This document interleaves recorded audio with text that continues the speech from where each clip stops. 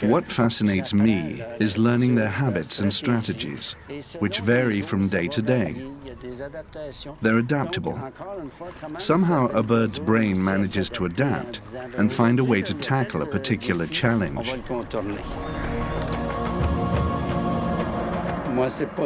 For me, it's not so much about the bird having a nice plumage or a great beak or something.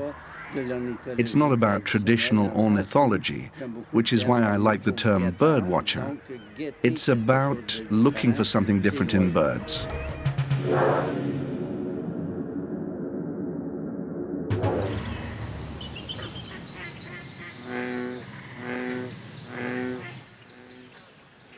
An expert in nuclear medicine, Jean Léveillé is also a real enthusiast of winged fauna, which he observes and photographs all over the world.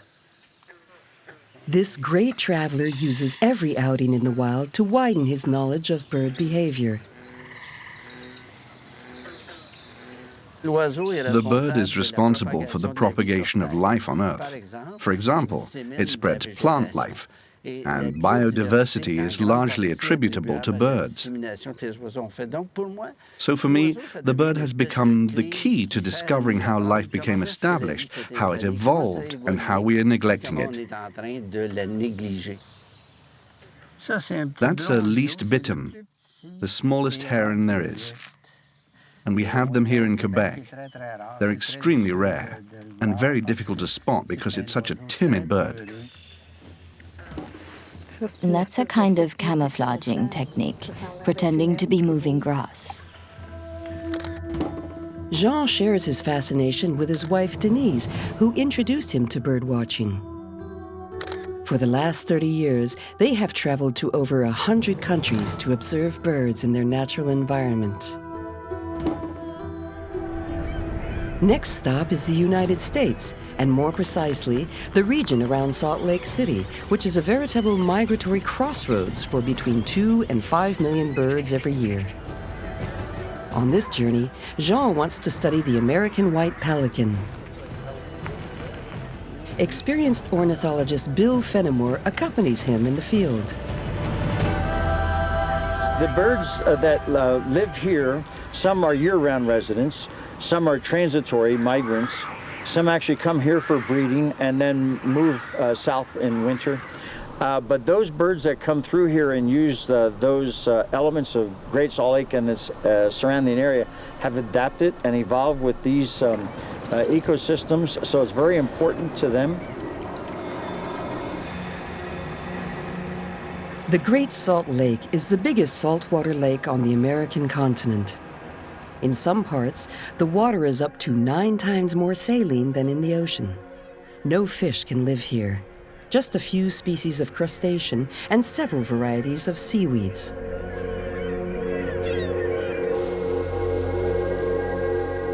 In the early 1930s, a system of dikes was set up to recover water from the surrounding mountains and create a large freshwater marshland around the lake.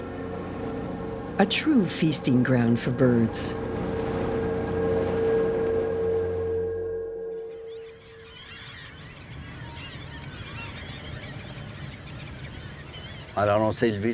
We got up very early, like everyone else who wants to observe nature, especially birds, because things happen early in the day. Just as we're having breakfast, the birds have their breakfast too, so we're very close to Salt Lake City in Utah. We're on a reserve at Farmington, where there's plenty of water, and what I'm particularly interested in here is the white pelican, which goes after fish in groups. I can see a lot of them over there, on the other side of the lake, all together. It's beautiful. There must be around 100 of them. The American white pelican is different from the brown pelican. The brown pelican lives around the coastal areas of the United States. And they individually will fly and dive into the water and catch fish. The American white pelican is an inland species. It comes inland to freshwater lakes and ponds and river systems. and they feed in a cooperative manner. It's a very unique adaptation. They gather together and adapt in different shapes. It might be a circle or a continuous line. And they plunge their beaks into the water in a kind of scooping motion and move forward together, beating their feet to unsettle the fish.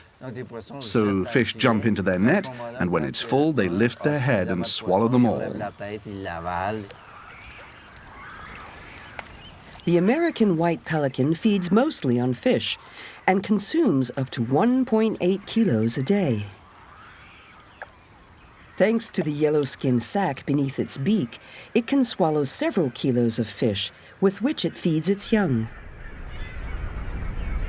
After they have finished foraging, and as the sun is getting higher in the sky during the morning, and the thermal currents begin to form, the hot air starts to rise, they will fly and catch these thermal currents and slowly spiral up until they get high enough altitude that then they can head out towards Gunnison Island in Great Salt Lake, which is the rookery where they have their young.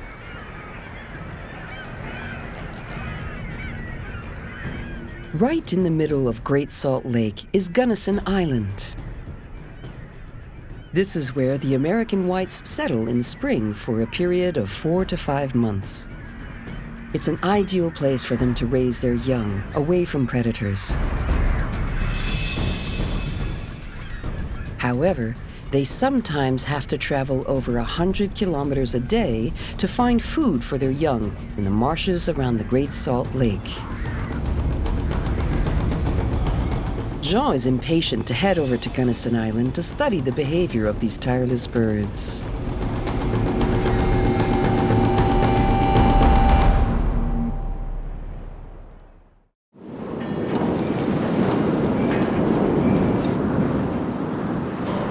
By daybreak, the wind is howling across Salt Lake City, making a journey across to the colony of nesting American white pelicans on Gunnison Island impossible. As you can see from the waves and the strength of the wind that's blowing now, it would be very dangerous for us to try to launch the boat and to go across to Gunnison Island. So it's not going to be possible today. We will have to wait and try again tomorrow.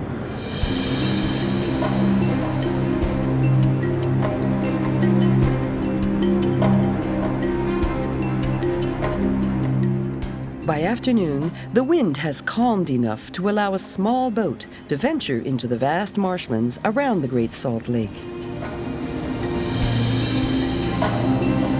The waters around Great Salt Lake, these freshwater ponds and lakes, are very shallow. Imagine pouring a glass of water onto your kitchen table. It would not be very deep, but it would cover a large surface area. And Great Salt Lake and the ponds around Great Salt Lake are very much like that because the land is like a table.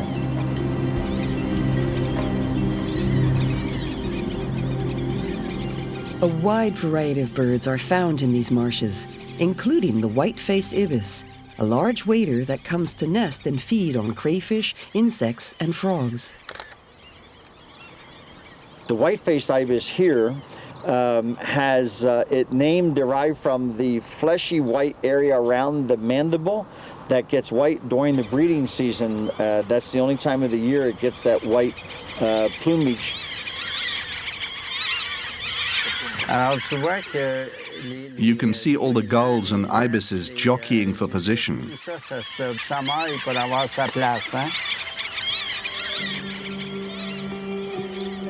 Jean is particularly interested in the way birds interact in their environment. Observing nature always teaches him something new about the complexity of their lifestyles. The orange head. Oh, yes. Sometimes a day that seems to promise little produces a special moment. I've never seen that in 30 years of watching birds. I've seen it in the cinema and on TV, but this was right in front of me, just 10 feet away. We saw the whole thing. The little beak suddenly appearing, then a bit of head, and some wing. It stopped now because it's tired, but it's starting again. The energy coming out of an egg. It's extraordinary to see a chick fighting to come to life. A human birth is amazing to see, but so is birth in nature, because they're picking up the baton and taking over. I think that for future generations, it's important that these birds are around. A life form shouldn't be allowed to disappear because there are grave consequences. Jean shares his discoveries at the awareness conferences he gives. He believes it's important to show people the numerous facets of bird behavior. You realize that as our modern society develops in a more insular way, people know less and less about these things. I realize that basically we are illiterates when it comes to nature. I visit schools to try to review our position in the whole chain of life. For me, the bird is key in bringing people around to a new understanding of what nature should be.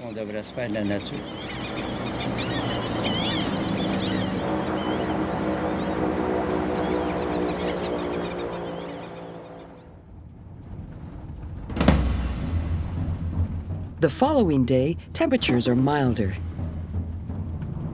It's a perfect opportunity for an expedition to Gunnison Island, a site that is not open to the public. On this occasion, Bill has permission to visit the island with biologists from Utah's Division of Wildlife Resources. Gunnison Island, where the American white pelicans of Salt Lake City nest, is covered with rocks. Aside from a few small shrubs, no trees grow. Yet this inhospitable landscape shelters one of the biggest colonies of American white pelicans in North America. Between 10 and 15,000 pelicans gather here, which is about 16% of the worldwide population.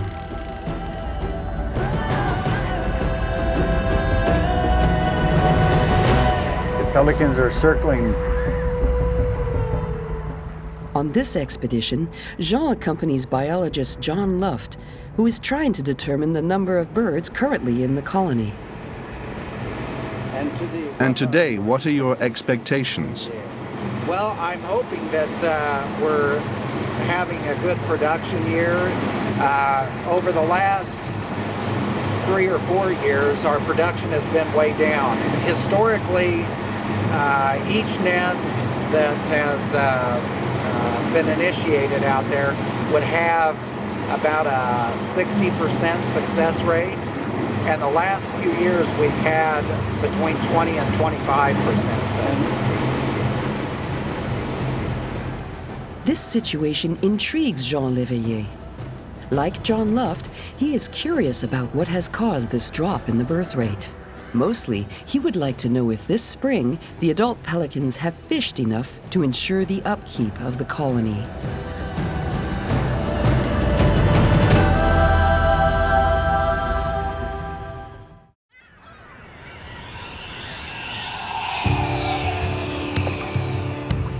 After more than 1 hour, the boat finally arrives within sight of Gunnison Island. Jean is impressed by the distance pelicans must travel every day to find food. And making it onto the island is not as easy as he might have thought. We've already experienced very salty water, but this is so salty that you almost float, which makes it difficult to wade through without falling over.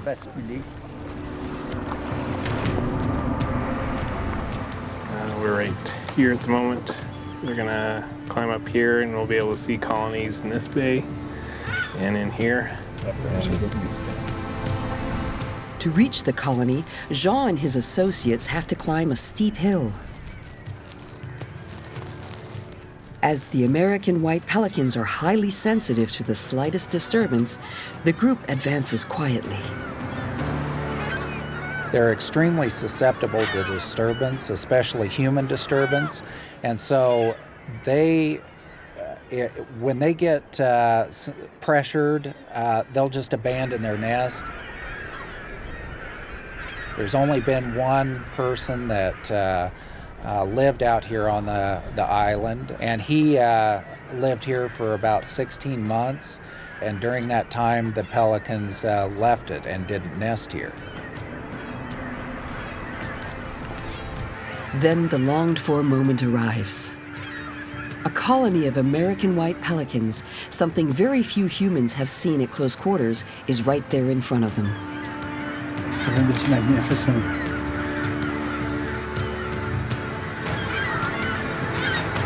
This is a wonderful angle. Usually you're looking up at the birds. Here we're able to look down.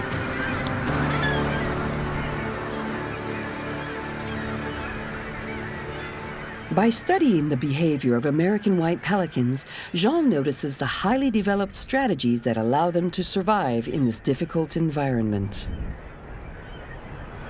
The birds have chosen an island because there are no predators who can reach them there. Raccoons are too lazy for such a long swim time. Red foxes don't like to swim either, and the birds notice this. While the biologists begin counting the birds, Jean notices the interaction between parents and fledglings. The way that two birds with eggs and a fledgling cope, it's interesting because they're not like mammals. The male mammal reproduces, then leaves, and doesn't care for the chicks. Birds are very different. Both take part in the education and the protection of their young.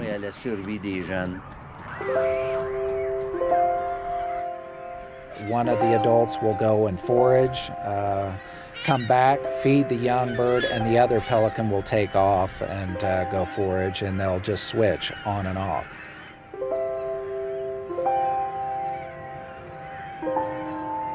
The first pelican that took off to go fish didn't come back within 3 days. The other pelican would just go and abandon the baby ones.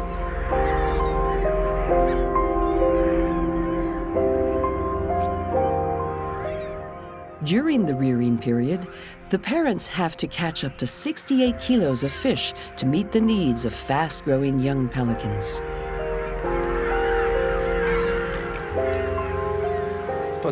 Not all of them are good at fishing.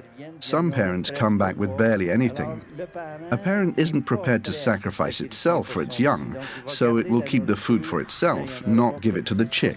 That's why there's a pretty high mortality rate if there isn't enough fish around, or the parents aren't so good at fishing.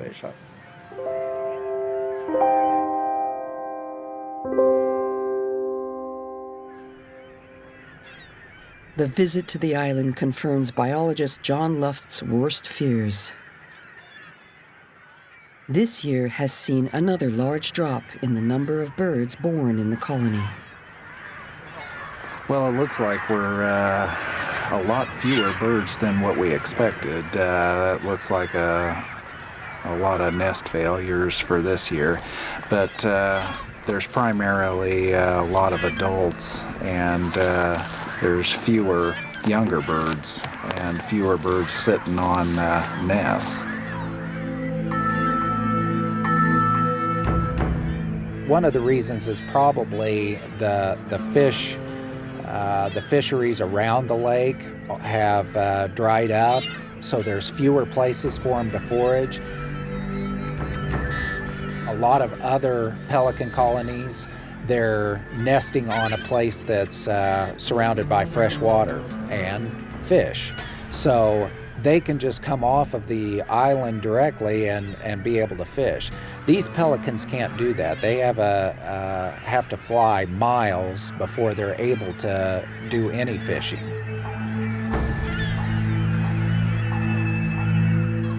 During this adventure, Jean has been able to observe the challenge facing American white pelicans as they strive to adapt and reproduce in this isolated place. For Bill Fenimore, this incursion into the life of the Gunnison Island colony is an experience he will never forget. You saw all the aspects of their behavior at this stage. That was fascinating for me, and added the last piece of the puzzle that I had in my mind wanting to see, because I had never been to this rookery. These few days spent in the Great Salt Lake region have thrown into sharp relief how important this environment is to the migrant birds that pass through there. I tell people often who are not birders to think of it like a gas station. At certain times of the year, we have more than half the population of some bird species. As Utah's population grows, we see new subdivisions and new shopping centers and new highways and new areas. It's important to keep some areas wild and keep them open for the wildlife so that we can still have that connection also.